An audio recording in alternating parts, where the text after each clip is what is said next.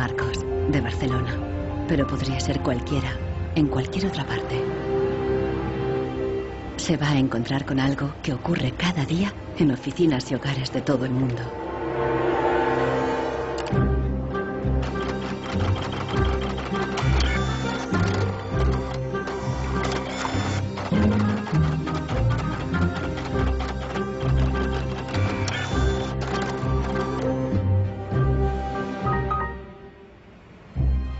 Una pieza de la impresora ha fallado y el fabricante recomienda llevarla al servicio técnico. El meu tècnic fa un diagnòstic previ, pero aquest diagnòstic ya son 15 euros més IVA. Seguramente será difícil encontrar las piezas para poder repararla.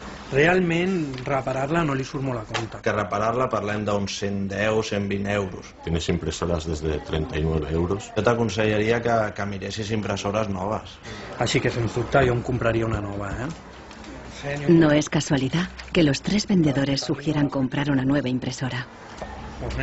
Si acepta, Marcos será una víctima más de la obsolescencia programada, el motor secreto de nuestra sociedad de consumo. Our role in life seems to be just to consume things with credit, to borrow money to buy things we don't need. Nous vivons dans une société dominée par une économie de croissance dont la logique est non pas croître pour satisfaire les besoins, mais croître pour croître. So if the consumer does not purchase, the economy is not going to grow. Planned obsolescence, the desire on the part of a consumer to own something a little newer, a little sooner than is necessary. En este documental revelaremos cómo la obsolescencia programada ha definido nuestras vidas desde los años 20, cuando los fabricantes empezaron a acortar la vida de los productos para aumentar las ventas. Also hat man sich gedacht, dann beschränken wir einfach die Lebensdauer auf 1000 Stunden. Descubriremos que diseñadores e ingenieros se vieron forzados a adoptar nuevos valores y objetivos. Was back to the drawing board and come out with something that was more fragile. Take time, those things. Take time them, so when you finally paid for them, they're used up. Conoceremos una nueva generación de consumidores que está llevando la contraria a los fabricantes. ¿Es viable una economía sin obsolescencia programada y sin su impacto sobre el medio ambiente? Posterity will never forgive us. Posterity will suddenly find out about the throwaway lifestyles of people in the advanced countries.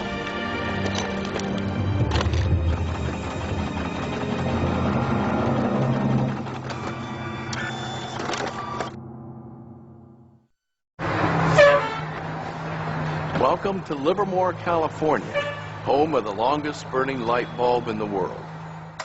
My name's Lynn Owens, and I am chairman of the Light Bulb Committee. It was in 1972 when we discovered that the light bulb that was hanging in the fire station was a significant light bulb.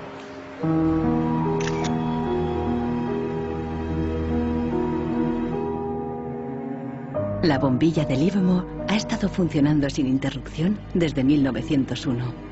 De momento, ya se han agotado 2 webcams y la bombilla va por la tercera.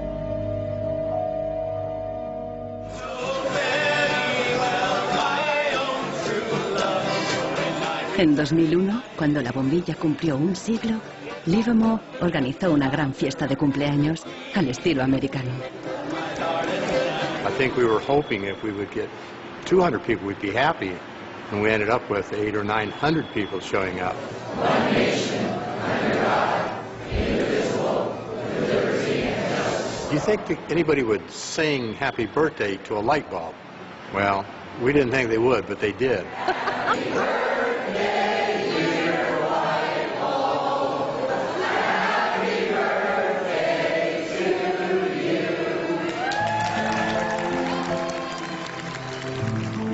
The origin of the bulb was, it was produced in a town called Shelby, Ohio, back around 1895, and put together by some very interesting ladies that I have some pictures of, and some gentlemen that invested in the company. The filament was invented by Adolphe Chaillet. He invented his filament to last.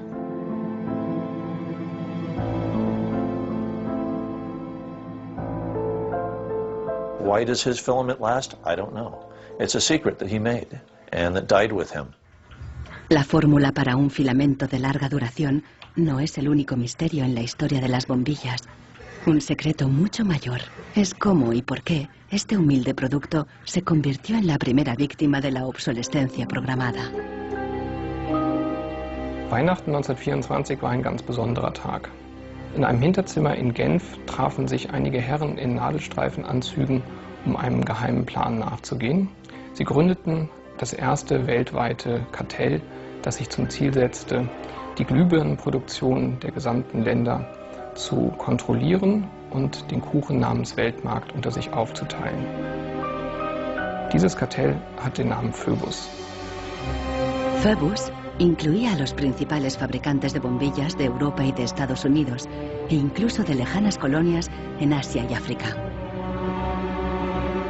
Das Ziel ist gewesen, Patente auszutauschen, die Produktion zu kontrollieren und vor allem aber den Verbraucher zu kontrollieren. Es ist umso besser für diese Firmen, wenn der Verbraucher regelmäßig Glühlampen kauft, und wenn die Glühlampen lange brennen, ist das ein ökonomischer Nachteil. En un principio, la meta de los fabricantes era una larga vida para sus bombillas. On October 21st, 1871, numerous experiments resulted in the production of a small unique lamp of comparatively enormous resistance. The filament being under conditions of great stability after the result. En 1881, Edison puso a la venta su primera bombilla. Duraba 1500 horas. En 1924, cuando se fundó el cártel Phoebus, se anunciaban con orgullo 2500 horas de vida útil y los fabricantes destacaban la longevidad de sus bombillas. Also hat man sich bei Phoebus gedacht, dann beschränken wir einfach die Lebensdauer dieser einzelnen Glühbirnen auf 1000 Stunden. 1925 wird ein entsprechendes Komitee gegründet, das 1000 Hour Life Committee, was sich zum Ziel setzt, auf technischer Basis die Lebensdauer der Glühlampen auf diese Brenndauer zu beschränken. Más de 80 años después, Helmut Höge, un historiador de Berlín, encuentra pruebas de las actividades del comité ocultas entre los documentos internos de los miembros del cártel. Empresas como Philips en Holanda, Osram en Alemania y Lámparas Z en España. Hier haben wir ein Kartelldokument, da steht: The average life of lamps for general lighting service must not be guaranteed, published or offered for another value than 1000 hours.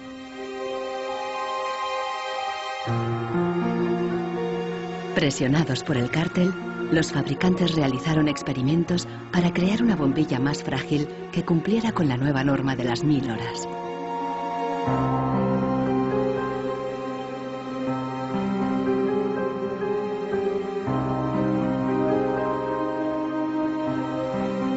La fabricación estaba rigurosamente controlada para asegurarse de que se cumplía la norma.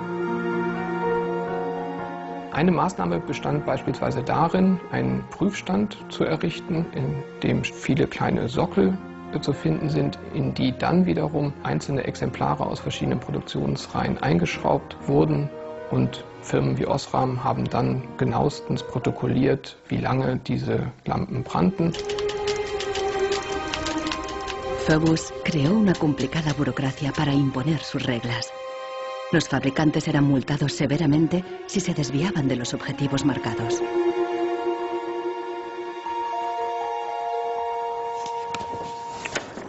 Hier haben wir eine Straftabelle aus dem Jahr 1929, die genau zeigt, wie viel Schweizer Franken Strafe für 1000 verkaufte Glühbirnen die Mitglieder des Kartells zahlen müssen, wenn die Lampen länger halten als zum Beispiel 1500 Stunden.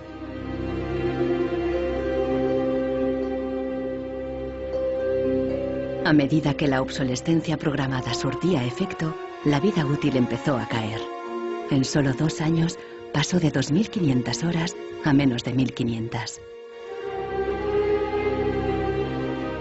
En los años 40, el cártel ya había conseguido su objetivo. Una bombilla estándar duraba 1.000 horas. I can see how this was very tempting in 1932. I think at the time sustainability was actually substantially less of an issue because I don't think they looked at the planet as being one with finite amount of resources. They looked at it as from an abundance perspective.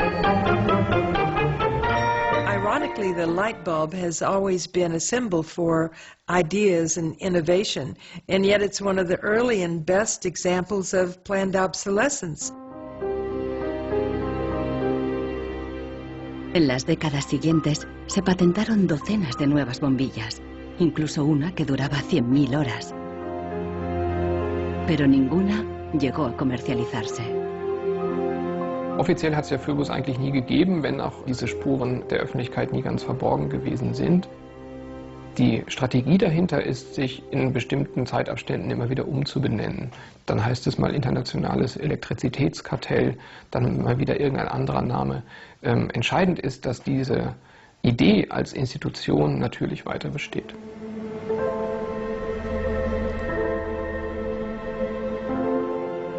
En Barcelona, Marcos ha ignorado el consejo de los vendedores de reemplazar la impresora.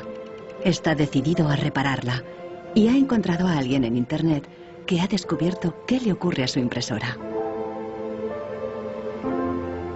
It's the dirty little secret of inkjet printers. I tried to print a document and it said parts inside your printer require replacement, so I decided to do a little servicing of my own. Hello, Marcos. I got your message. Marcos ha contactado con el autor del video. How are you? I looked into it, and it turns out that there's a thing in the bottom of the printer called a waste ink reservoir.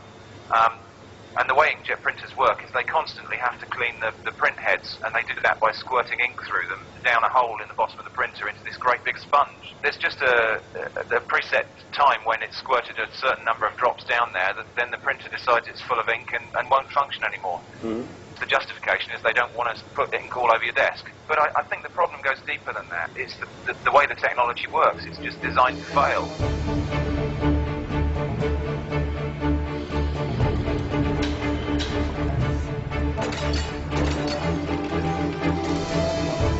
La obsolescencia programada surgió al mismo tiempo que la producción en masa y la sociedad de consumo. The whole issue with products being made to last less long is part of a whole pattern that began in the Industrial Revolution when the new machines were producing goods so much more cheaply, which was a great thing for consumers, but consumers couldn't keep up with the machines. There was so much production. Ya en 1928, una influente revista de publicidad advertía: un artículo que no se desgasta es una tragedia para los negocios.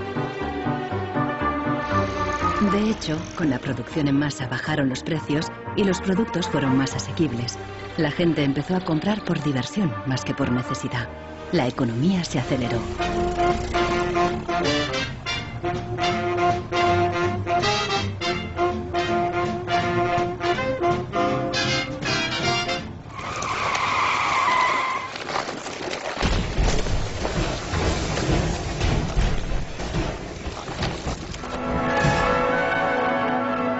En 1929, la crisis de Wall Street frenó en seco la incipiente sociedad de consumo y llevó a los Estados Unidos a una profunda recesión económica. Unemployment reached staggering proportions. In 1933, 1/4 of our labor force was unemployed. Las colas ya no eran para comprar, sino para pedir trabajo y comida. Desde Nueva York llegó una propuesta radical para reactivar la economía. Bernard London, un prominente inversor inmobiliario, sugirió salir de la depresión haciendo obligatoria la obsolescencia programada. Era la primera vez que el concepto aparecía por escrito. London planteaba que todos los productos tuvieran una vida limitada, con una fecha de caducidad, después de la cual se considerarían legalmente muertos. Los consumidores los devolverían a una agencia del gobierno para su destrucción. He was trying to achieve a balance between capital and labor where there would always be a market for new goods. So there would always be a need for labor and there would always be a reward for capital. Bernard London creía que con la obsolescencia programada obligatoria, las fábricas seguirían produciendo, la gente continuaría consumiendo y habría trabajo para todos.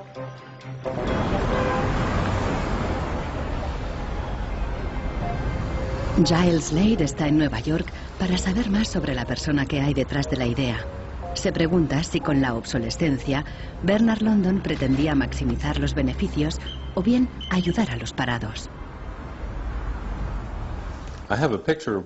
Dorothea Weitzner conoció a Bernard London en los años 30 durante una excursión familiar. Don't tell me which one he is. Okay. Let's see. Oh, isn't that interesting? Yes. Definitely intellectual looking. And you met Bernard London in 1933. When I was about 16, 17, my dad and mother had this big Cadillac car, which was the size of a Zeppelin. Mother was driving like a chauffeur. Dad was in the front, and Mr. and Mrs. London were in the back of the big limousine. Dad said that Mr. London should explain his philosophy to me. He's a very interesting man. And he just told me in a few words that that was his idea to reduce the Depression. We were in an economic mess, worse than today even. He was obsessed with this idea, like an artist is utterly obsessed with his paintings, you know. He actually whispered to me in the car, afraid that his theory might be too radical. De hecho, la idea de Bernard London pasó inadvertida y la obsolescencia obligatoria nunca se puso en práctica.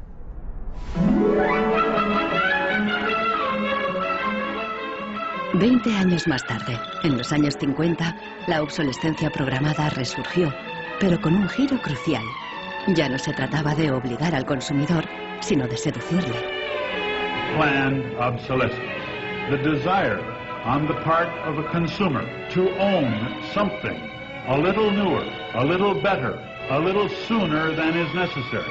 We certainly in America and by now... Esta es la voz de Brooks Stevens, el apóstol de la obsolescencia programada en la América de la posguerra. Este elegante diseñador industrial creó desde electrodomésticos hasta coches y trenes, contando siempre con la obsolescencia programada. A tono con la época, los diseños de Brooks Stevens transmitían velocidad y modernidad. Hasta su casa era inusual. This is the home that my father designed and that I grew up in. When it was being built out in the suburbs, everybody thought it was going to be the new Greyhound bus station because it did not look like a traditional home. One of the most important things that my father felt always in designing a product is that it made a statement. He detested products that were bland and really did not, create any desire within the consumer to inspire the purchase.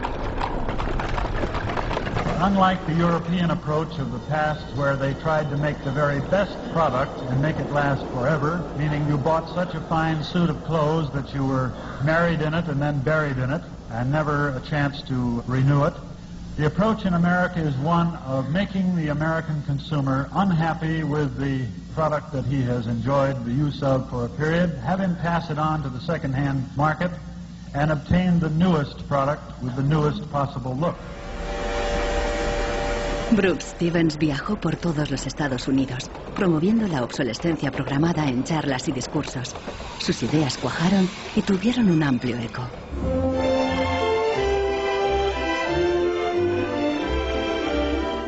Women and men alike are increasingly interested in the look of things. They eagerly give their attention to what's new and beautiful and advanced. El diseño y el marketing seducían al consumidor para que deseara siempre el último modelo. My father never designed a product to intentionally fail or become obsolete for some functional reason in a short period of time. Planned obsolescence is absolutely at the consumer's discretion. No one is forcing the consumer to go into the store and purchase a product. They go in under their own free will. That's their choice.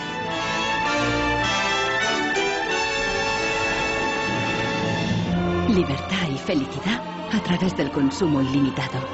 El estilo de vida americano de los años 50 sentó las bases de la sociedad de consumo actual.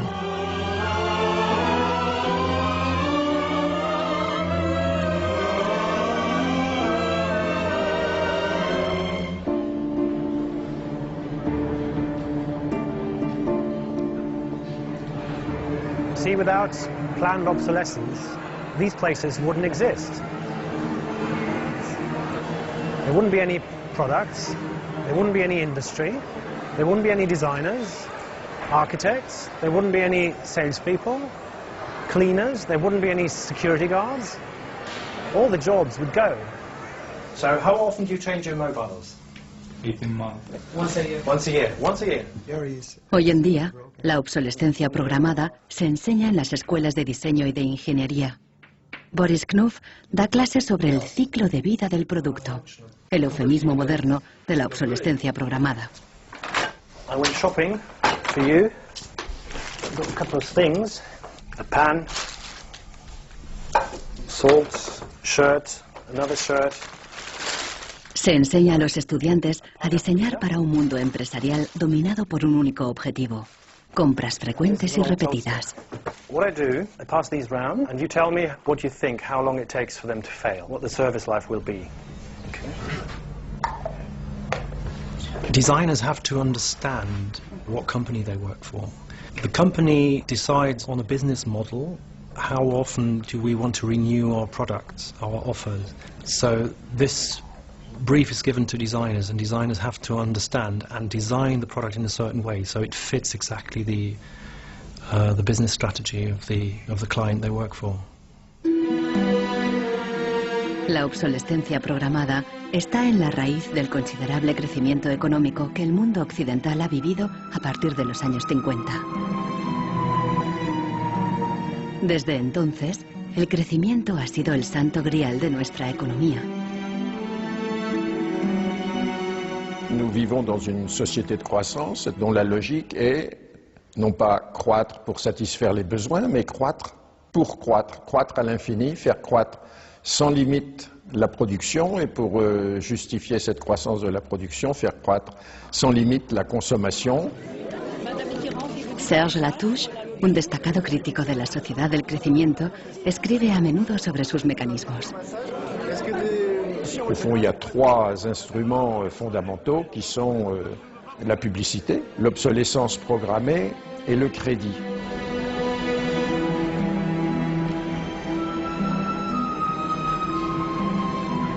In the last generation or so, our role in life seems to be just to consume things with credit, to borrow money to buy things we don't need. That makes no real sense to me at all. Los críticos de la sociedad del crecimiento alertan de que no es sostenible a largo plazo, porque se basa en una contradicción flagrante. Celui qui croit qu'une croissance infinie est compatible avec une planète finie est soit un fou, soit un économiste. Le drame, c'est qu'au fond, nous sommes tous des économistes maintenant.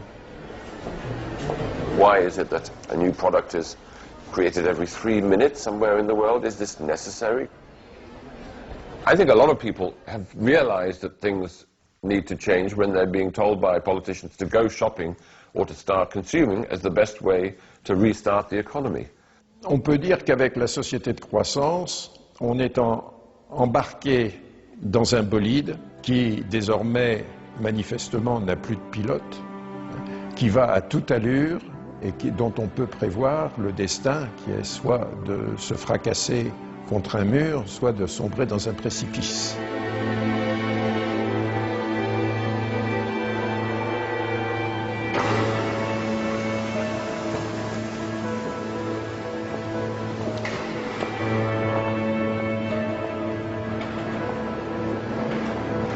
Consultando manuales de instrucciones, Marcos se da cuenta de que los ingenieros determinan la vida útil de muchas impresoras al diseñarlas.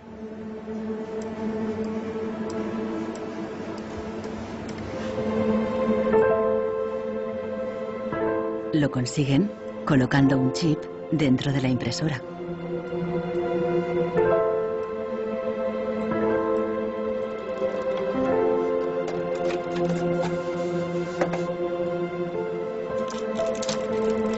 I he trobat el xip, que és una EEPROM, que és un xip on es guarda una compta d'impressions. I quan s'arriba a una determinada compta és quan es bloqueja la impressora i deixa d'imprimir.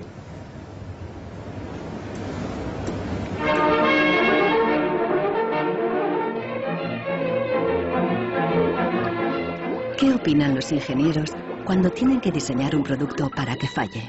El dilema se refleja en un clásico del cine británico de 1951, donde un joven químico inventa un hilo que no se desgasta nunca. El químico cree que ha conseguido un gran progreso.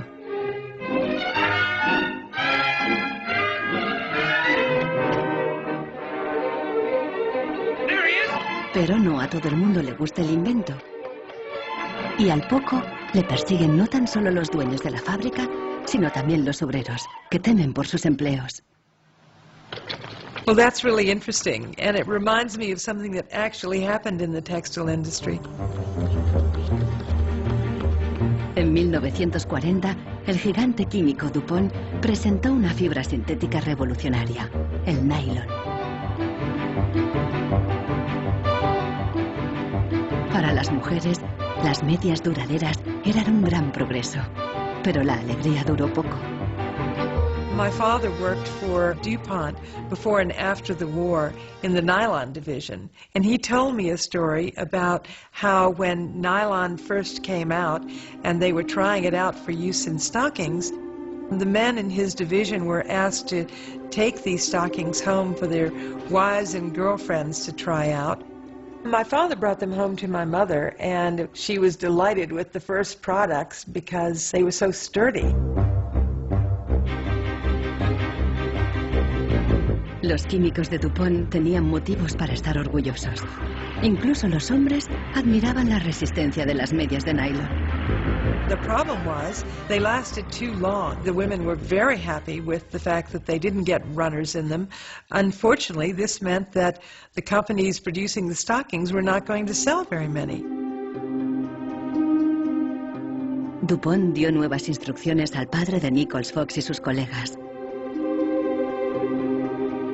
For the men in his division, it was back to the drawing board to try to make the fibers weaker and come out with something that was more fragile and would run so that the stockings wouldn't last as long. Los mismos químicos que habían aplicado todo su saber para crear un nylon duradero siguieron la corriente de la época y lo hicieron más frágil. Ese hilo eterno desapareció de las fábricas. Igual que en el cine. We need control of this discovery. Complete control. If you want twice the amount in that contract, we will pay it. $250,000. To suppress it. Yes. ¿Qué opinaban los químicos de DuPont de reducir la vida de un producto deliberadamente? Must have been frustrating for the engineers to have to use their skills to make an inferior product after they'd tried so hard to make a good product. But in a way, I suppose that's the outsider's view. Probably they just had a job to do. Make it strong, make it weak. That was their job. Engineers were in a really complicated ethical time. This confrontation with planned obsolescence provoked them to examine their most basic ethical concepts.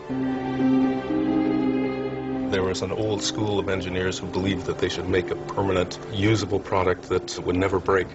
And there was a new school of engineers that were driven by the market who were clearly interested in making the most disposable product that they could. And this debate resolved itself by these new school of engineers taking over. La obsolescencia programada no solo afectó a ingenieros. La frustración de los consumidores se hizo eco en el clásico teatral de Arthur Miller, Muerte de un viajante. Como Willy Lomax, los consumidores solo podían quejarse. Once in my life, I'd like to own something outright before it's broken. I'm always in a race with the junkyard. Just finished paying for the car and it's on its last legs. The refrigerator consumes belts like a crazy maniac. They time those things. They time them, so when you finally paid for them, they're used up. Los consumidores no sabían que al otro lado del telón de acero, en los países del bloque del Este, había una economía entera sin obsolescencia programada.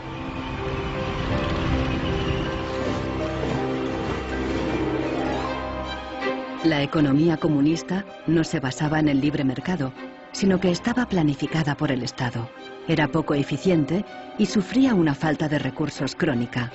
En ese sistema, la obsolescencia programada no tenía ningún sentido.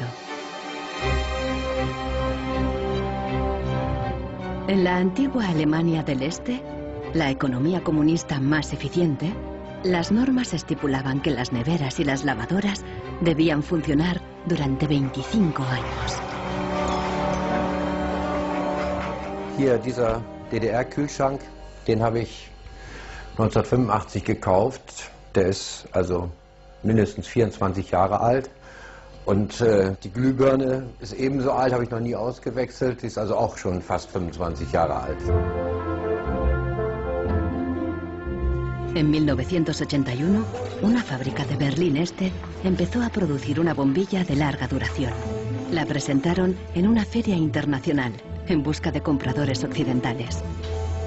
Als die ostdeutschen Glühlampenhersteller 1981 diese Langlebensdauerglühlampen auf der Hannoveraner Messe präsentierten, meinten ihre Westkollegen, ihr wollt euch wohl alle arbeitslos machen. Woraufhin die NAVA-Leute, Ingenieure, antworteten, nein, im Gegenteil, indem wir Ressourcen schonen und den Wolfram nicht verpulvern, behalten wir gerade unsere Arbeitsplätze.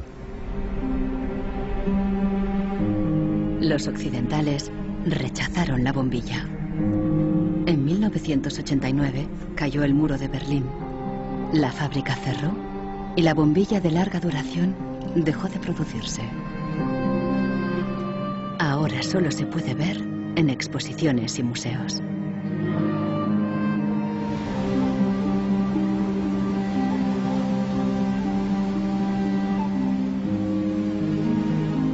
Veinte años después de la caída del muro de Berlín, el consumismo desenfrenado se da tanto en el este como en el oeste.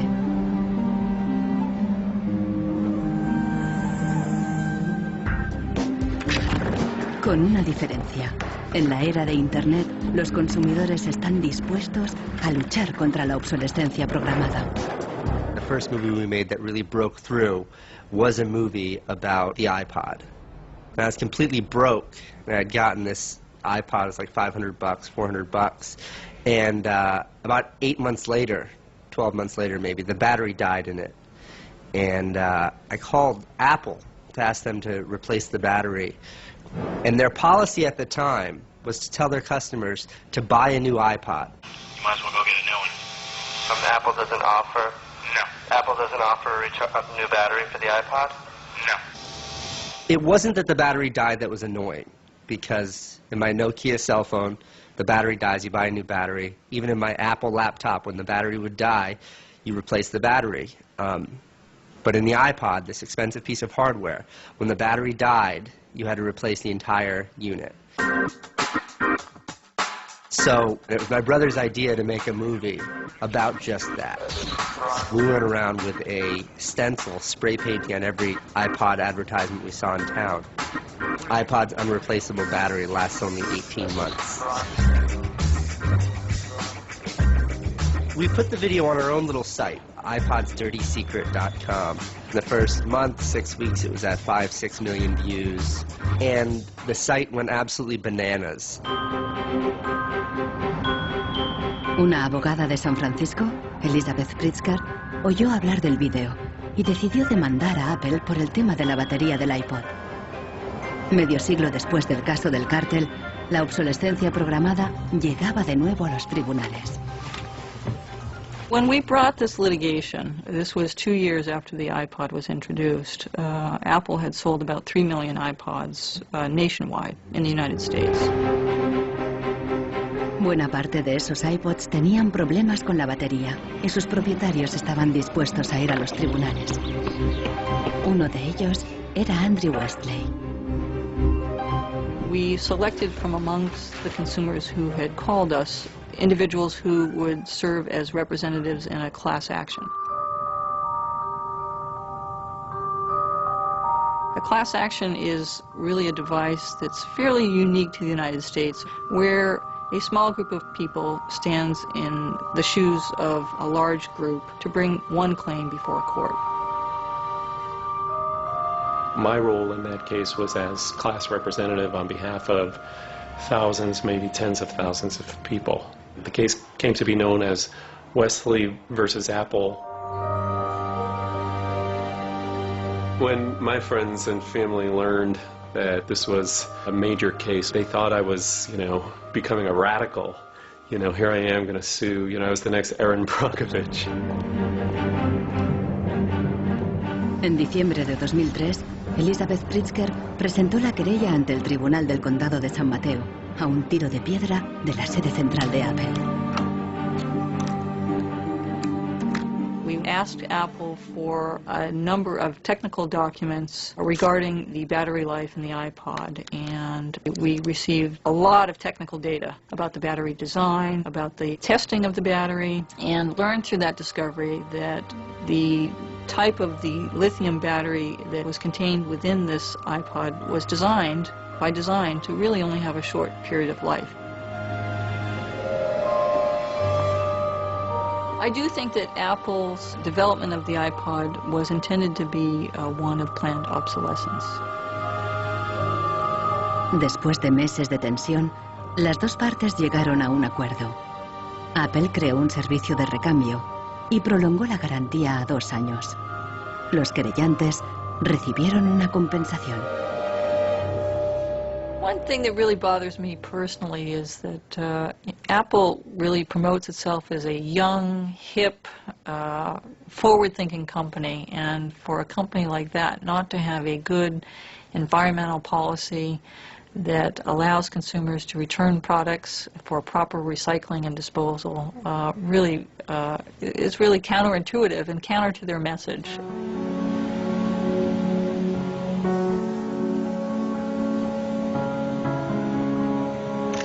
La obsolescencia programada provoca un flujo constante de residuos que acaban en países del tercer mundo como Ghana, en África. It's been between 8 and 9 years now when I noticed that loads and loads of containers were coming to this country with electronic waste. We're talking about end-of-life computers, end-of-life television sets, which nobody wants in the developed countries. Un tratado internacional prohíbe enviar residuos electrónicos al tercer mundo. Pero los mercaderes usan un simple truco: declararlos productos de segunda mano.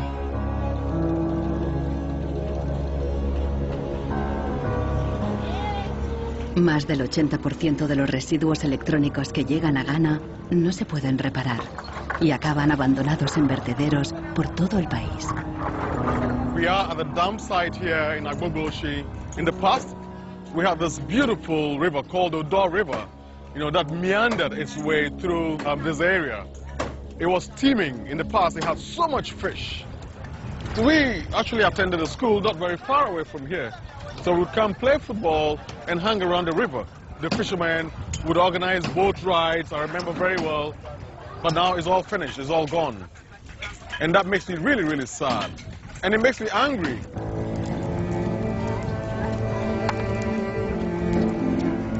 Hoy en día, aquí no hay niños jugando después de clase. En su lugar, jóvenes de familias pobres vienen a buscar chatarra. Queman la funda de plástico de los cables para obtener el metal que llevan dentro.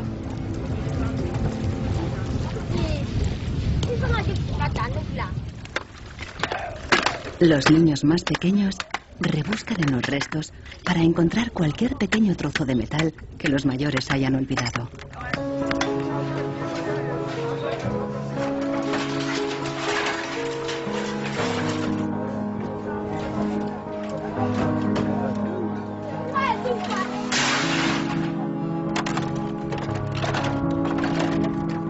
Some of those behind the shipments have said that, well, we're trying to bridge the digital divide between Europe, America, and then the rest of Africa and Ghana, of course.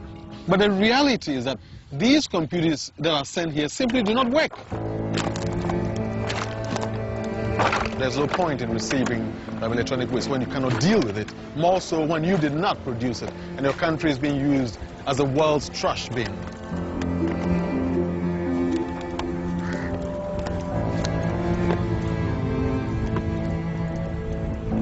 The trash that for so long in the industrial age has been hidden from view is now coming into our lives, and we can actually no longer easily avoid it. The waste economy is reaching its last legs because they don't physically have anywhere else to put the waste. I think in the course of time, we've come to realize that the planet that we're living on cannot sustain that forever. There's a limit to natural resources, and there's a limit to energy resources that we have. Posterity will never forgive us. Posterity will certainly find out about the throwaway attitudes, the throwaway lifestyles of people in the advanced countries. Gente de todo el mundo ha empezado a actuar contra la obsolescencia programada. Mike Anane lucha desde el final de la cadena. Ha empezado recopilando información. This is where I keep the e-waste that have asset tags or property tags. This says Amu Center Nordvest Zeeland. It's from Denmark. This is from Germany, sent here simply to be dumped. Westminster College. Apple should know better. It's a company that claims to be so green. There's a lot of Apple products that are being dumped here. I have a database that contain the asset tags, the contact addresses, telephone numbers of the companies that owned the electronic waste that have been dumped in Ghana. Mike piensa convertir esta información en pruebas para una denuncia ante un tribunal. We need to take some action, some punitive measure. We need to sue people so they stop dumping e-waste in Ghana.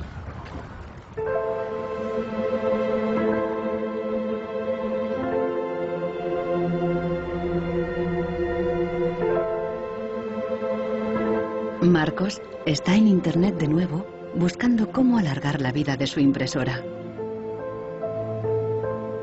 Una web de Rusia parece ofrecer un software gratuito para impresoras con un chip contador.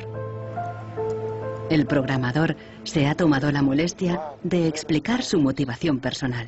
This happens due to bad construction. This is their business model. Not a good one for user and environment.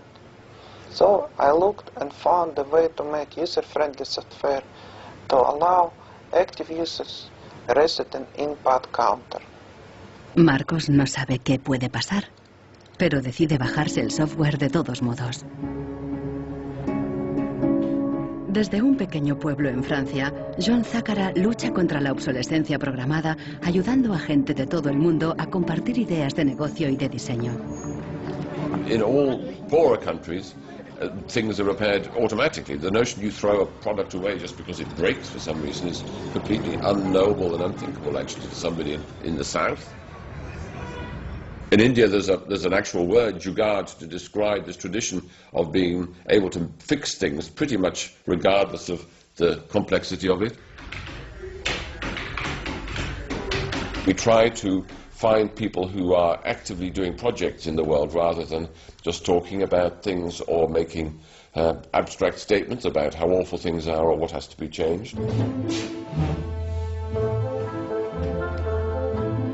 Uno de ellos es Warner Phillips, descendiente de la dinastía de los fabricantes de bombillas. I remember my grandfather taking me to one of the Philips factories in Eindhoven to show me how light bulbs were mass manufactured in factories, which is very, very cool.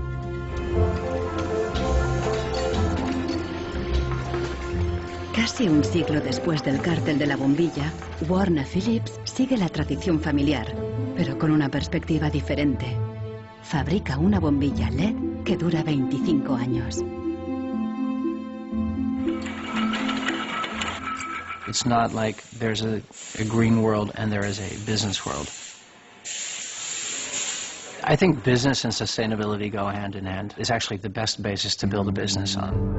And the only really real way to do that, I believe, is to factor in the true costs of the resources that have been used, but you also look at the energy consumption, you also look at the indirect energy consumption of transportation.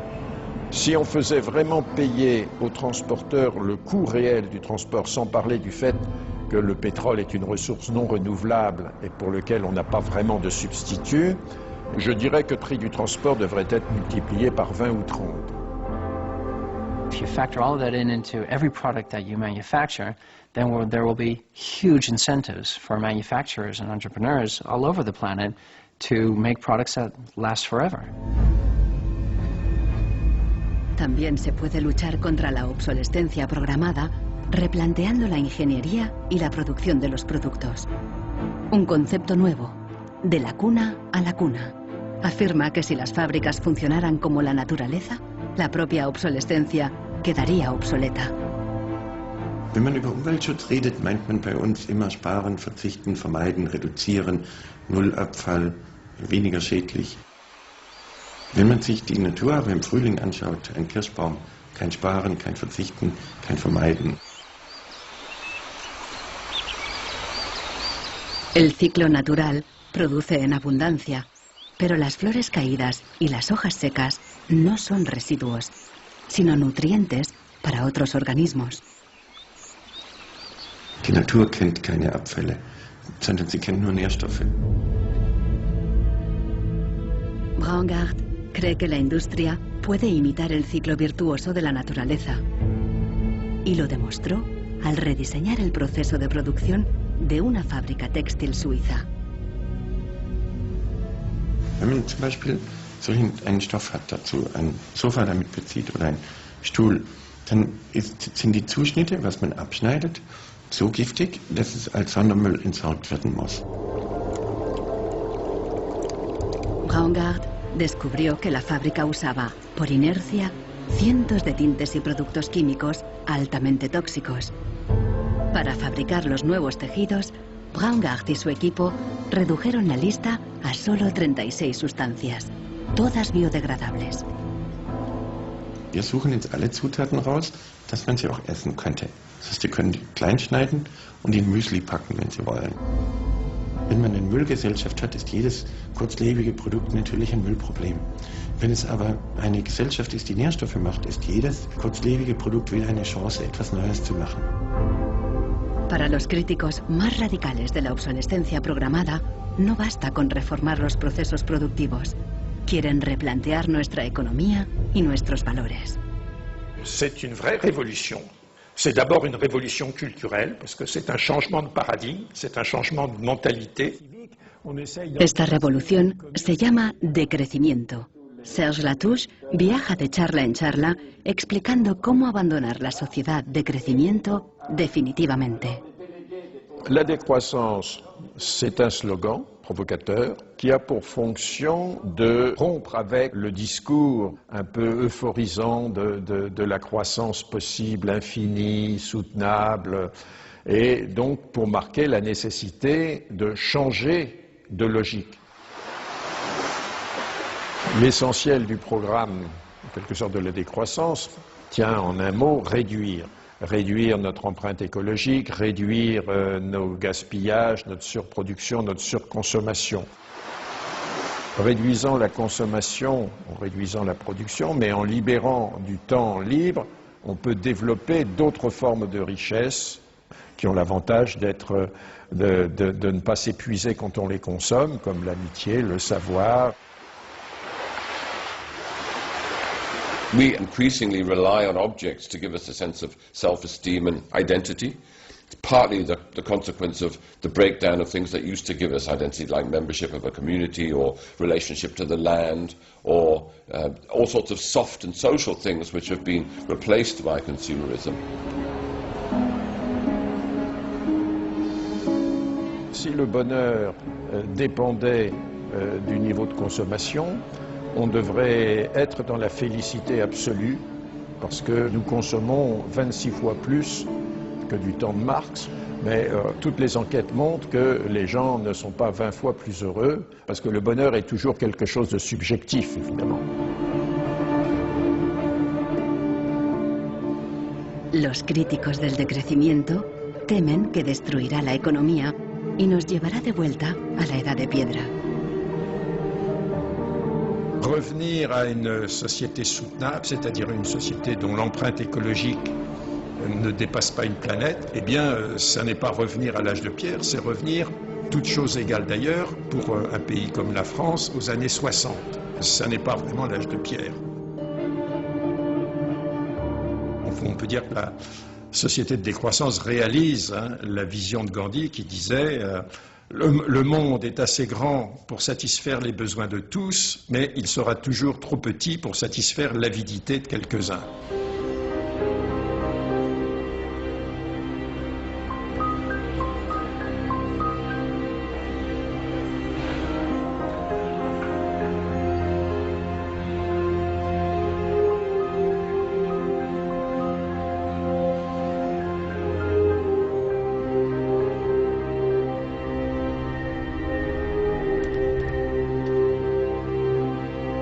Marcos está instalando el freeware ruso en su ordenador. Con el nuevo programa, puede poner a cero el chip contador de la impresora. La impresora se desbloquea inmediatamente.